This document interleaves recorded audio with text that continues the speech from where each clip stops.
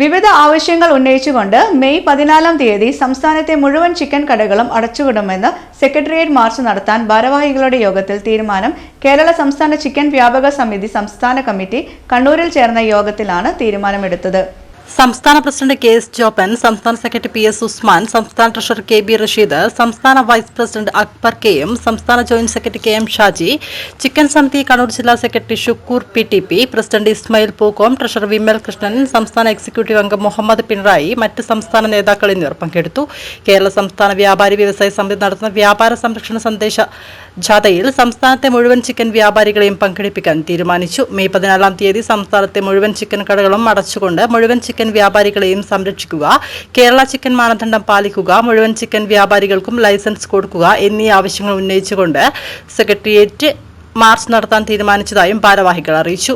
Chicken വ്യാപാരികളെ സംബന്ധിക്കുന്ന വിഷയവുമായിട്ട് ബന്ധപ്പെട്ട് ഒരു നിയമസഭാ മാർച്ച് ഉൾപ്പെടെയാണ് സംഘടന ആലോചിച്ചുകൊണ്ടിരിക്കുന്നത്.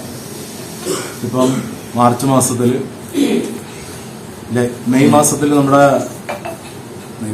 വിഷയങ്ങളെന്ന് പറഞ്ഞാൽ പ്രധാനമായിട്ട് ലൈസൻസാണ്. ഇന്ന് കേരളത്തിലെ ചിക്കൻ വ്യാപാരികൾക്ക് കിട്ടാത്ത ഒരു സാധനമാണ് ലൈസൻസ്. ലൈസൻസിന് ഒത്തിരിയേറെ മാനദണ്ഡങ്ങളാണ് ഏർപ്പെടുത്തിയിരിക്കുന്നത്. ഈ മാനദണ്ഡങ്ങളിൽ ഇളവ് വരുത്തണം.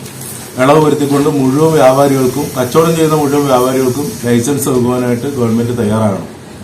രണ്ടാമത്തെ വിഷയം നമ്മുടെ കറണ്ട് ചാർജാണ്. കറണ്ട് ചാർജിന് സബ്സിഡി എന്ന് പറഞ്ഞാൽ കാർഷിക മേഖലയിൽ സബ്സിഡിയുണ്ട്, മറ്റു മേഖലകളിൽ സബ്സിഡിയുണ്ട്. പക്ഷേ നമ്മുടെ എല്ലാം സ്ഥാപനങ്ങളിൽ ഉപയോഗിക്കുന്ന കറണ്ട് വളരെ ചാർജ് കൂടുതലാണ്. അതിൽ ഒരു സബ്സിഡി എന്ന രൂപത്തിലേക്ക് ഒരു നിയന്ത്രണം കൊണ്ടുവന്ന് ആ വ്യാപാരികളെ സഹായിക്കണം. മൂന്നാമത്തെ വിഷയം എന്ന് പറഞ്ഞാൽ കേരള ചിക്കനാണ്. എടുത്തു പറയേണ്ട ഒരു വിഷയമാണ്. കേരള ചിക്കന് ഞങ്ങളാരും എതിരല്ല.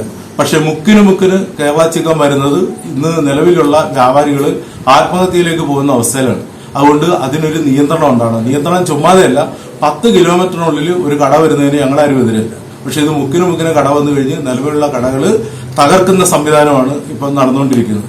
ഇതുമായിട്ട് ബന്ധപ്പെട്ട് നമുക്കറിയാം ഒത്തിരിയേറെ പരാതികളും കാര്യങ്ങളും ഒക്കെ വരുന്നുണ്ട്. ഈ വരുന്ന ചിക്കൻ ഏത് രൂപത്തിലേക്കാണ്, ആരുടെ കയ്യിലാണ്, സാധാരണ ജനങ്ങളിലാണ് എത്തുന്നതെന്നൊക്കെ ജനങ്ങൾ ചർച്ച ചെയ്യുന്നുണ്ട്. ആ വിഷയങ്ങൾക്ക് കൂടി പരിഹാരം കാണുവാൻ വേണ്ടി